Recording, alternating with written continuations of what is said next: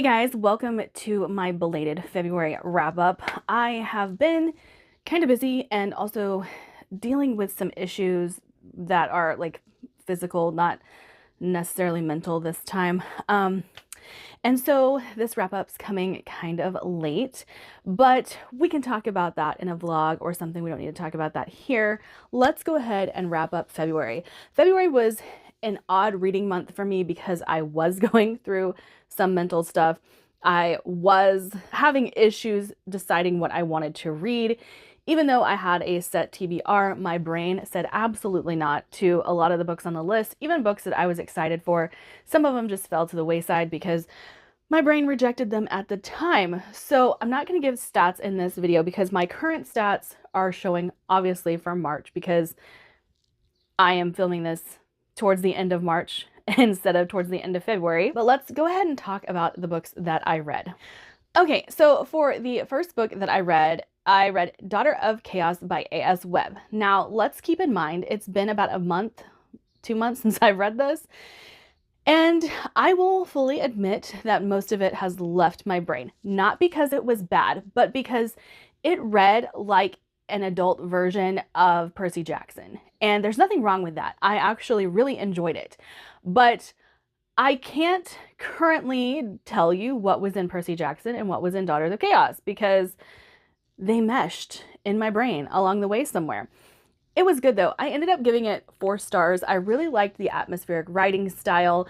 I just enjoyed my time while I was reading it. It did take me a little while to get through because I would get to certain parts and I'm like, oh, well, this is actually reading just like Percy Jackson. That would cause me to set it aside a little bit. And it was an ALC. So I was picking up other books along the way while I was listening to this one. Next, or alongside that, I was reading Crossroads by Laurel Hightower. Now, this is a very good horror novella that talks about loss and motherhood and how far a mother would be willing to go to see their lost loved one more time.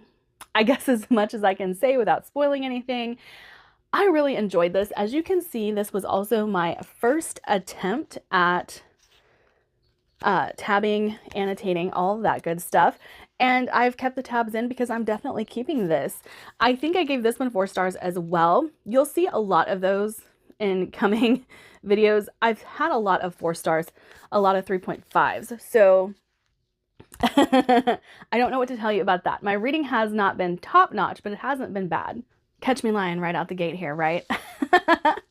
So if you guys don't know, I absolutely loved Immortal Longings by Chloe Gong, and I love how the world is built. It is very odd, and so I don't think it's for everyone, but it is perfect for me. It's fast-paced. In the first book, we deal with a lot of trials. In the second book, we deal with a lot of political intrigue, and guess what, guys? Vilest Things, I gave 4.5 stars. So it's not quite a 5-star for me. I do think I gave it a 5-star on Goodreads because there is just so much uniqueness about this duology that I absolutely love. Okay, I say duology because I have been convinced for forever that this was going to be a duology because Chloe Gong writes duologies. This is a trilogy. This is the second book in the trilogy. And I am so excited to see what comes at the end of this. I'm so excited to see how this wraps up. This is a series that I will likely reread. I will probably read the first and second going into the third book, and I'll probably reread it again at some point. That is why I still am purchasing the Fairy Loot editions of these books because I know I am going to eventually reread them. Now, here's the thing. Am I going to reread these? I don't think so. I'm so scared of messing up these edges. I've seen so many people run their nail across it and then the paint just comes off, and that terrifies me. But I love this series so much. I'm, like I said, so excited for the third book. Again, the first book has some trials, some enemies to lovers types of situations. We have body hopping scenarios, which I know is a buzzword for some people. And it is just very intricate, very detailed, very good.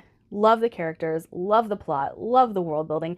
Everything about this series is just so good to me. Next, I had an ALC of the Starlight Heir. And I enjoyed this book while reading it. It is a fantasy romance. There is nothing I can say at this point to talk you into it or out of it, but if you're looking for a fun fantasy romance, this is a good one. What I can remember is that our main character gets an invitation to go to court, and she is a bladesmith. She's nothing special, so this is surprising to her, but the current crown prince is looking for a bride. And this is also a ruse to kind of find the Starlight Heir. It is a ruse to find the girl that has been prophesied to carry this magic and stuff like that. And she ends up befriending the other brother. And things go from there. But if that sounds good to you, I'd say pick it up because, like I said, I enjoyed my time while I was reading it. I ended up giving it 4 stars. Again, most of my reading this year has been 4 stars. And so it's not a standout fantasy romance to me, but it is a good one. And then I buddy read The Haunting of Hill House with my Discord, and I have to say, I like the movie better. I gave this 3.5 stars. I remembered a lot of what came in the movie. It has been years since I've watched the movie though, so there were things that I was intrigued with. And I'm always really intrigued by an unreliable narrator. And I do feel like our narrator of this book is definitely unreliable because she's going mad. But I've read a ton of possession, oppression stories before. I saw the ending coming a mile away. I knew exactly what was going to happen. And, you know, even though I had watched Haunting of Hill House or The Haunting or whatever it was with Catherine Zeta-Jones and Owen Wilson, and I kept picturing Owen Wilson every time Luke was talking. So I liked it, but I didn't think there was anything great about it. Of course, had I read it, you know, as my first possession story or oppression story, I probably would have liked it a lot more. But as it stands, 3.5. Next, I read Sleep Tight by J.H. Markert. And I really, really enjoyed this one. Now, I have seen reviews from a lot of people who say that they didn't, but I loved it. And I think it's because it plays with, again, that unreliable narrator. It plays with trauma, which, you know, I love my trauma babies. And we have so many different plot threads to follow in this story that I really enjoyed. Now, I did have some issues. Drake. Forever doing this to me. We did have some issues with like police procedural parts of it starting to make me less interested in it, but this is about a girl who becomes a detective after her father dies, and he was a detective and he had gone after this infamous serial killer, Father Silence. And there is a tie between her and Father Silence that no one really remembers, and she doesn't really remember herself. And they find the sole survivor of Father Silence, but it seems like he is back to his old tricks. However, he has been executed. So they're trying to figure out how Father Silence has come back. Has he come back? Does he just have followers? Is someone following in his footsteps? What is happening, and why are these murders occurring again, even though they just executed the man responsible? So I found this intriguing from start to finish. Like I said, some of the police procedural stuff did bog it down a little bit, but I gave this 4 stars. And if I'm being honest, it's more of a 4.5 for me. It's better than a lot of the 4 stars that I have read this year, but it's not quite that 5-star. Next, I wanted another short horror novella, and I read Your Mind is a Terrible Thing by Hailey Piper. Now, guys, I didn't like this one. I had some issues with a lot of the talk around, I'm just going to say non-binary and trans in this, and it's not because the way it's delivered. It's because, well, let's just say mechanical things are involved, and some of it made absolutely no sense to me. And I was like, what the hell is this? And so it pulled me out of the story quite often, especially talks about things opening and closing, and it was weird. And I didn't quite grasp the horror of this book because it was bogged down by that talk. And so I didn't like it for those reasons. But if you want to read Hailey Piper and you think that that stuff sounds interesting, go ahead and pick it up. It just took me out of the story too many times where we got to the end and I was like, I don't even care what happens. I really don't. But um, I think it's an interesting way to approach it, but also that was just very, very strange. And I know Hailey Piper is known for her weird horror, and so I'm trying to give some leeway there, but still, the way it was delivered was just very, very odd. And then I finally read Quicksilver. I'm going to have to go purchase myself a copy of this one because this is a book I highly recommend. I did not want to jump on the bandwagon. I did not want to be a Quicksilver girly, but Kingfisher is the epitome of Shadow Daddy, and I loved the main character of this book. I thought she was, sorry, my dog is at it again. Hopefully I'm not crooked. Anyway, Kingfisher is the epitome of Shadow Daddy. Absolutely loved him. Love the main character. They have some great banter. Great banter. Now, I do think that the main character of Quicksilver could rub people the wrong way. I definitely see how she could come off as crass. I definitely see how she could come off as abrasive, but I liked her. I liked her a lot. I liked the story here. I love the fact that these realms have been split and she is somehow able to reopen the portal to the Feywild. This is not a spoiler. This happens at the very beginning of the book, but it was so good. I just enjoyed every single minute of this. I did end up giving this 4.5 stars again, but I rounded it up to 5 on Goodreads because it was so good. So incredibly good. And then we have our undisputable 5-star. You probably have seen enough videos of mine now that you know exactly where I'm going with this. The Wedding People. Now, let's talk about something because this does deal with suicide. This does deal with suicide in a humorous way. And I think that for a lot of people, this is going to read very dark humor. This is going to read very like nonchalant about the subject. And if that bothers you, I would say avoid this. But for me, I found it to be compulsively readable and I found it to be relatable because if you've ever had mental instability and thought things along this line and you weren't really serious about it, but you kind of just thought, well, what if I just wasn't here anymore? And had some escapism ideas. I feel like that is what our main character is actually going for in this, is an escape, not necessarily to unalive herself. But I really enjoyed this because while every character in this book is quite frustrating, I did enjoy the dark humor. I did enjoy the relationships. I found every element of this to be enjoyable from beginning to end, and this launched a search for more books like this. So I actually built my March TBR and stated that I wanted to read more, and I had compiled an entire stack of books that were based off of my enjoyment of this book, and I think there's like 5 of them. Have I read any of them in March? No, I have not. But I do still want to read all of them. I enjoyed this so much. Again, 5 stars, dark humor, everything about it was really fun for me. And even though that our main character does go to this place to unalive herself, then it doesn't really read like that's the true intent. Because if you figure out what she brought with her to do this thing, you're like, yeah, you weren't trying very hard, honey. But anyway, I really, really enjoyed this. Drake. Jesus Christ. And next, this is about the time my brain took a turn and I just needed something fun to read.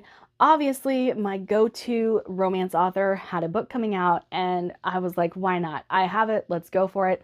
And I read Deep End by Ali Hazelwood. Now, this one does touch on the subject of BDSM. In true Ali fashion, it's lighthearted. It is not anything dark romancy, but it does touch on, you know, people enjoying pain with pleasure and stuff like that.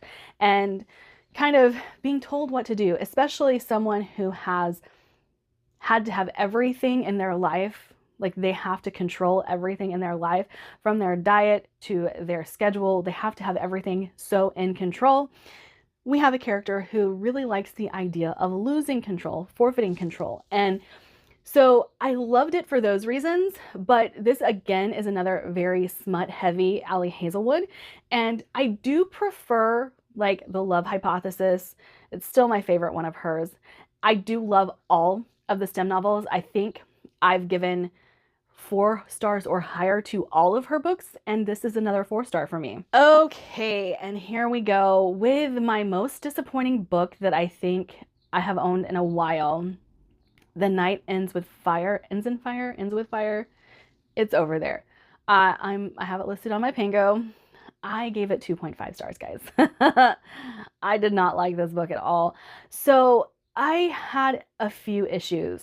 And let me tell you, this book is so forgettable that I'm actually having to go to Goodreads and look up my review of the book.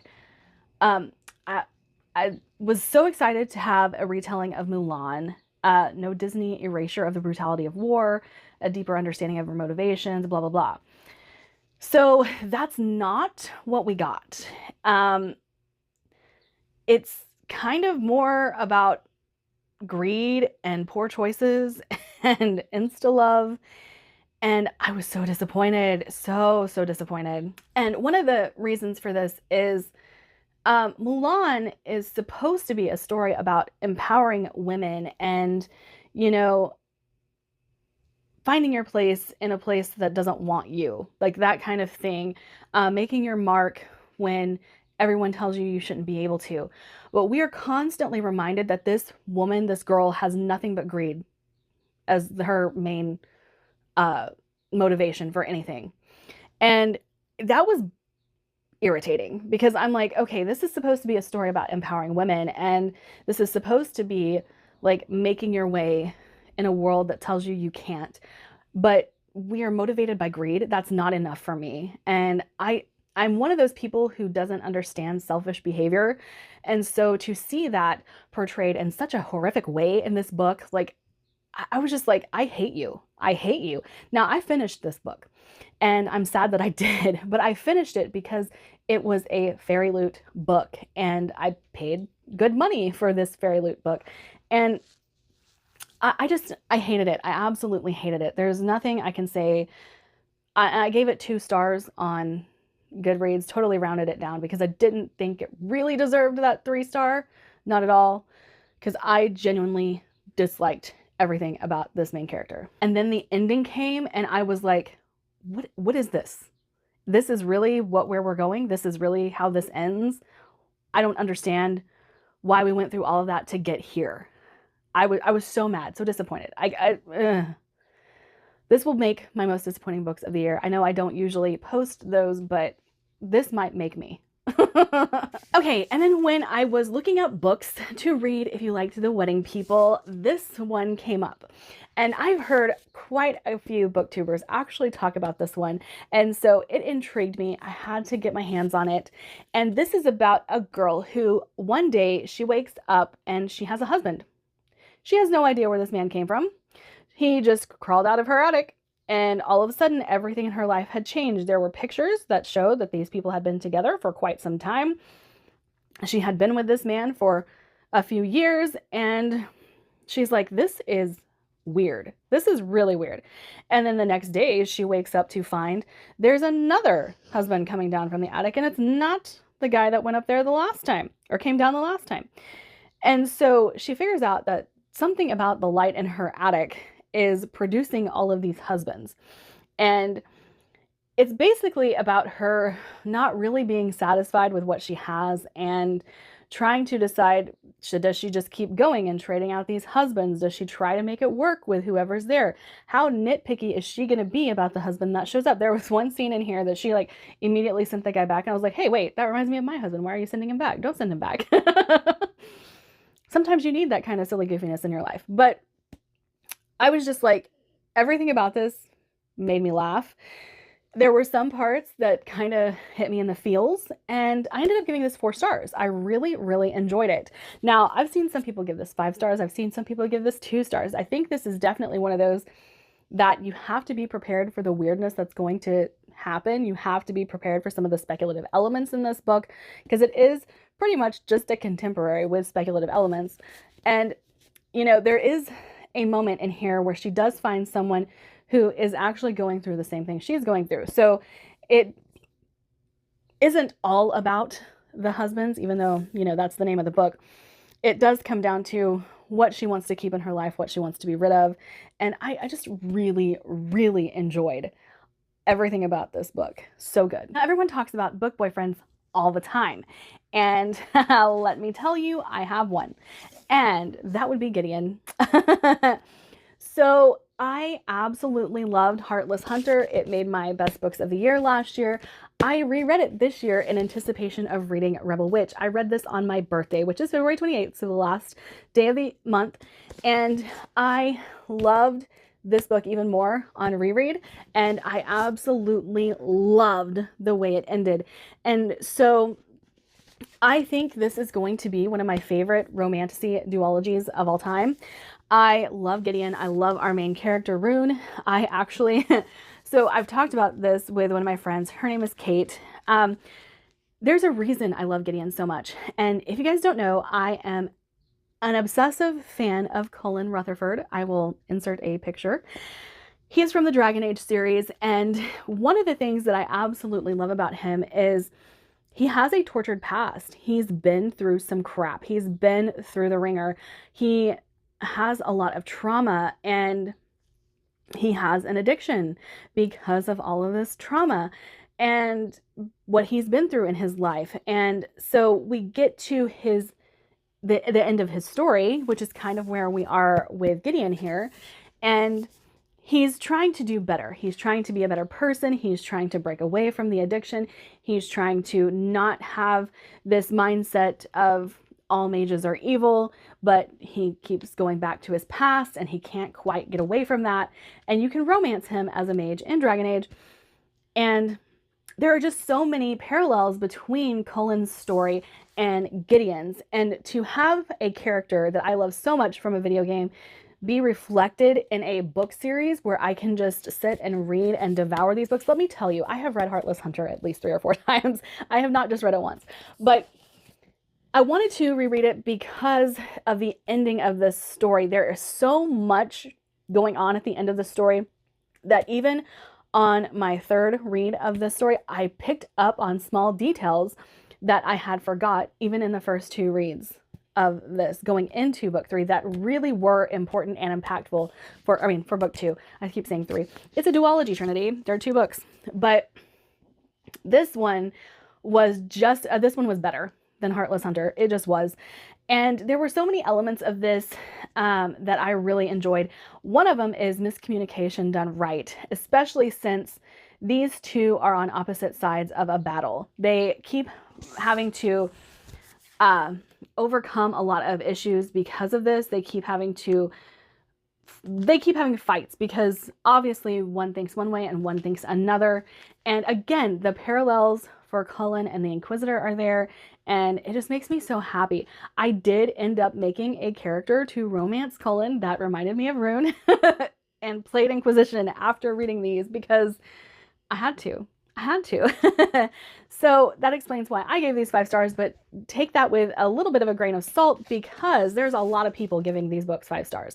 I am not the only one, and I'm sure if anybody has played Dragon Age and sees this review, they'll be like, oh my gosh, you're right that Gideon is Cullen.